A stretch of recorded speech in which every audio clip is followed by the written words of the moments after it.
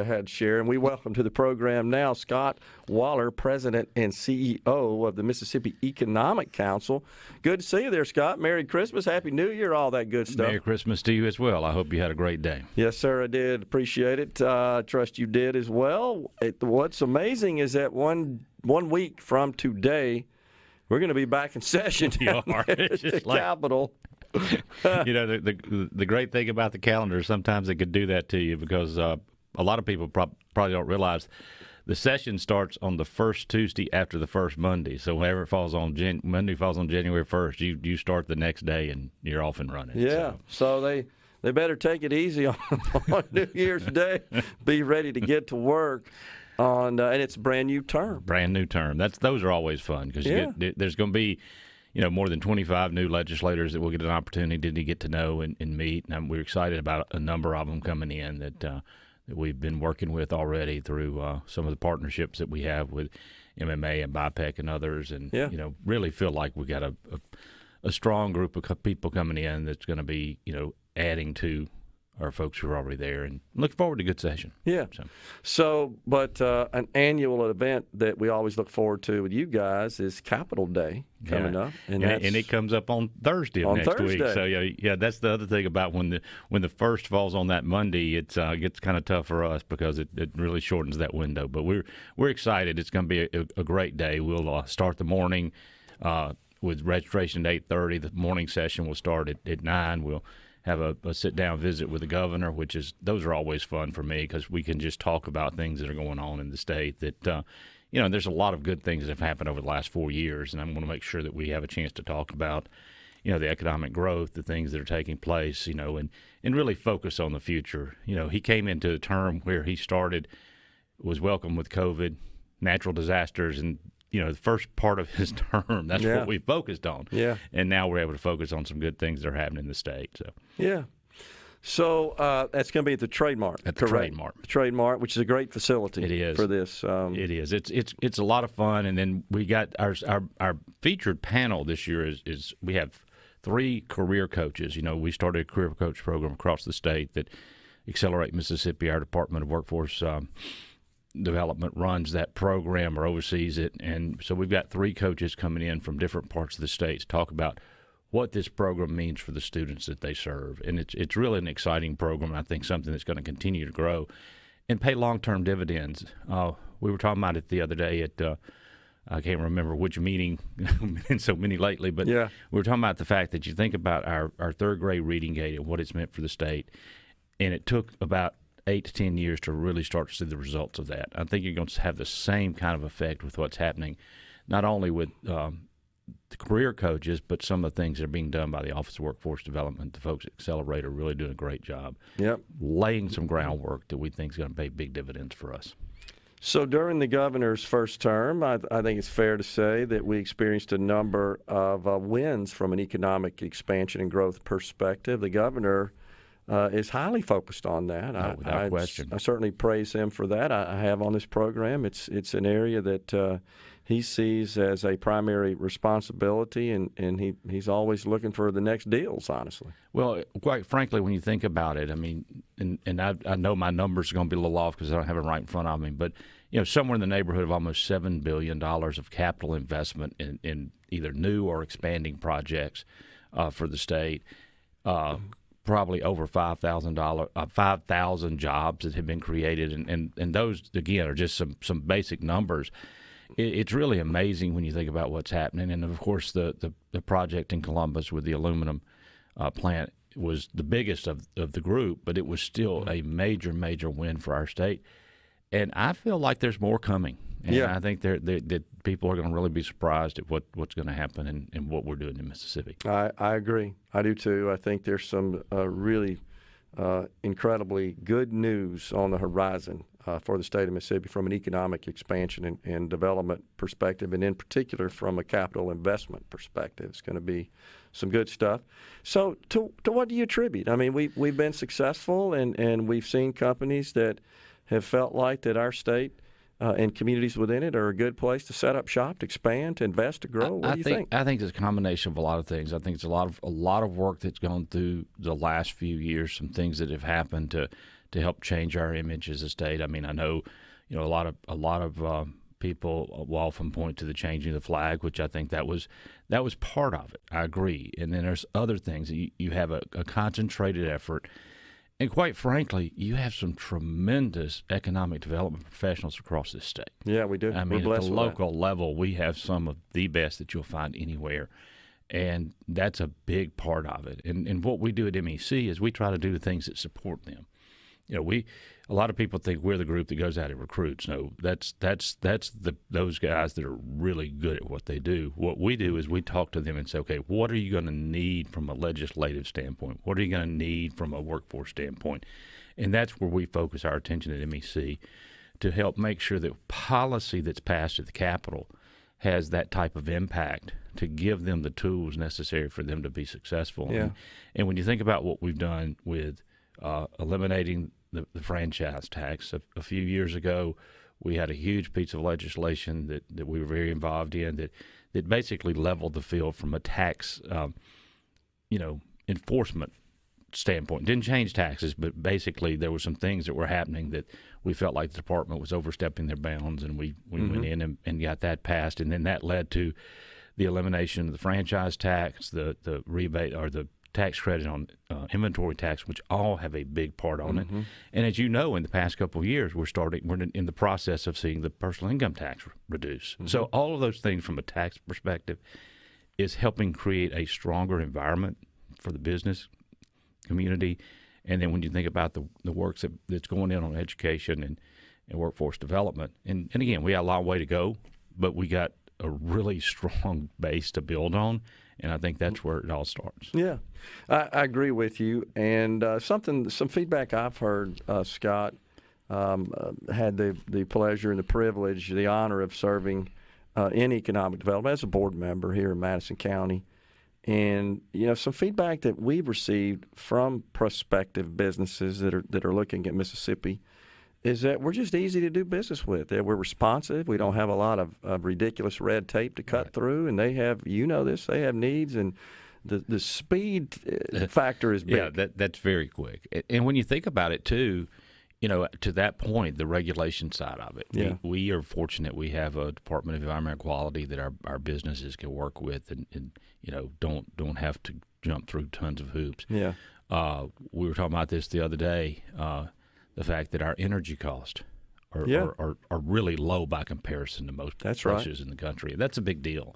So all of those things that are, really a big part of making sure you have the things in place.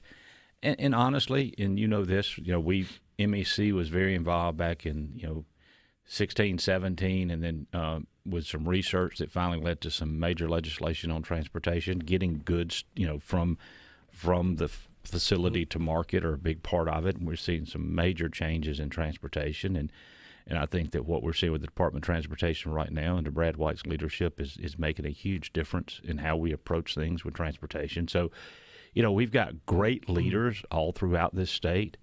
And then when you get into what the legislature's done is the fact that we've been able to work with Lieutenant Governor Hoseman, Speaker Gunn, and looking forward to working with soon-to-be Speaker White, because they have that same focus that helps us really look at, is this legislation going to pay dividends for the state? And I think that's what makes a difference. Yeah, I agree on all points, absolutely. And I think that we have a pro-business political leadership team. It sure feels, does it not? I mean, all of our statewide leaders and then those in our legislature. And the governor has said this on multiple occasions. And I know that, think about this past year because you're in an election year, but, I mean, he spends a great deal of his time. He is very involved in the economic development side of it. He wants to know what's going on. He wants to meet with people. And I think that's a big part of how all this comes together is that if you've got a commitment at the top, then that gives those that are working down on the ground, all the way to the local level, the ability to go out and do something, and hopefully we'll see the dividends of that. And we have. We've already seen them at a pace much greater than we ever have in the past. So it's a big deal. Something else we should point out is that energy capacity and availability of energy is a big deal as well. It's a big deal and something we're going to have to be thinking about long term. No doubt about it. You got to go. You want to hang around and Yeah, kind of share with us what your legislative priorities are? Happy to. All right, we got Scott Waller, President, CEO of the Mississippi Economic Council, in the Element Wealth studio. It is middays, the day after Christmas. We got Scott Waller, President and CEO of the Mississippi Economic Council. So again, Scott, MEC Capitol Day. Next Thursday. Next Thursday, January 4th. And we'll, like I said, crank up that morning with registration beginning 8:30 at the Trade Mart. A morning session with the governor and the our career coach system. Then we take buses over to the Capitol. And this is what's always made. Right. That's what's always why we made call it Capitol Day. It's always made it unique. We load up on buses, go over and fill up room 216, the old Supreme Court chambers that they typically are packed in there. Yeah. Some people stand in the hall. Over in the hall, right. But honestly, a lot of people go just to be able to hang out at the Capitol and see their legislator and people they know. But we'll hear from Lieutenant Governor and Speaker and the pro tems for sure. And with the new term, we probably won't have committee chairman by Thursday because that usually takes a little bit of time. But as the year goes on, one of the things we do at MEC that's kind of neat is our MEC Scrambler. We hold those on Wednesday mornings, do about 5 of them throughout the session, which is a breakfast downtown, the Art Museum. But we also stream it online because we realize people are probably not going to drive to Jackson just have breakfast and hear a couple of legislators, but they may log on and listen. And we have a tremendous amount of people who watch it online with us. So it's just another way to keep our members connected here. When you have a state the size of Mississippi and everything is sort of Jackson centric when it comes to legislative issues, but for people in Tupelo, the Gulf Coast, Corinth, and other places, it's hard for them to get down to Jackson. So we try to offer that as a service to help our members understand what's going on in the legislature. Okay, so the new term and new session getting underway next week, exactly a week from today. As the voice, the advocate for Mississippi business, what are you guys going to be prioritizing? Well, as you probably recall, when we did our Scary Mississippi's Future Vision report that was released in 2022, workforce development was the key thing. Having an available, a skilled workforce is a key for our businesses. No matter, we did 51 small group sessions across the state, and that issue came up number one every single time. So a lot of the work that's taking place, the creation of the Office of Workforce Development has allowed us to start to build on those things. And one of the key things to me is helping students, particularly high school students, find their right career pathway. And that could be a variety. It could be a 4-year college degree pathway. It could be a community college associate's degree that puts you to work, or it could be a certification program, which 95% of those are done at our community colleges as well. So I've talked about how do we rethink college, but how do we build that? So the Career Coach program actually helps put people in those right places, because all three of those are very important pathways. And the career coaches help with all three of those. And I think that's one of the things that I think gets lost is it's not just the career technical education that they're focusing on. They're focusing on what's right for the student. And I think that's where we really have to start thinking differently about how we are, with not only how we do K12 education, but how we look at the success of K12 education is what is the outcome. And so we've got the three career coaches that are going to speak at the Capitol Day event to talk about kind of their experiences, kind of some things they can tell us about what's happened with the students, how they got into this, what it means for the students. And that's important because right now we are only about 2/3 of the way of funding enough funding for career coaches in every high school across the state. Okay. So we feel like that's a big part of what we've got to do is make sure that we continue to increase that funding and make sure we have the opportunity for any school that wants it. It's not a requirement right now. I'd love for it to see that happen. I'd love for it to be in the accountability system that schools get credit for doing this, because I think it's such a great program. I was on a call with a group of people from across the country on Wednesday of last week, and one of the things that it was a Zoom call, and one of the things that's brought up was the career coach program in Mississippi as being a leader, because it's something that's completely different than what you have anywhere else. It started with Create up in Northeast Mississippi, where they hired the coaches themselves and put them in the schools. So part of the reason that this is under accelerated, not under MDE, is because you want to keep that separation. These people are in the school system to do one thing, that's partner with the principal, the counselors, and others, but mainly to work with the students, and that's their one job. And so that's worked out well. So that's going to be one of our key priorities that we'll be looking at is how do we continue to build on that. The other priority is something that I think that has gotten a lot of talk, and that is how can we really look at creating better access for health care for working Mississippians. And I know the speaker nominee, Jason White, has had a lot of conversation about this, has talked about it. He and I have actually talked about it as well. I know it's a priority for the lieutenant governor to figure out a way how do we build that? How do we look at what some other models that other places have done that focus on providing that access primarily for the working Mississippians that aren't making enough money to either afford or have health care provided to them in terms of insurance. So I think that's one of the things that's coming up that's going to be a big deal for everybody. And then on the education front, and this is probably more administrative than it is legislative, but there may be a couple of things. Is one of our initiatives right now is looking at the K12 accountability model. How do we get away from the 4 tests that are given each year, having being weighted so greatly in that model? A lot of people don't know 4 tests, and it's not even how you do in that subject; it's how you do in that one day when you take that test. Makes up 70% of our accountability model in the state of Mississippi. Career technical education makes up 5%, and those tests are required by the federal government, so you have to do them. But we think there's some ways to do it in a way that focuses more on the long-term outcome of the student than the one-day outcome of the test. Yeah. And so we're working to make sure that the Department of Education has everything they need to be able to do this. So if there's anything that has to be done from a legislative standpoint, we want to do this. And I think it's something that many of our legislators are ready to do something like, and I'm like, let's give them that opportunity to build a accountability system that will work for all students. We call it student-centered instead of test-centered, and how we help get kids on that right pathway, which is where those career coaches and all those other things come into play. So, there's a lot of things out there that are really important right now that we feel like can help drive building that workforce that we need. But that will then create jobs, which then creates opportunities to then keep more Mississippians at home. What we like to call talent retention and attraction, bringing people in.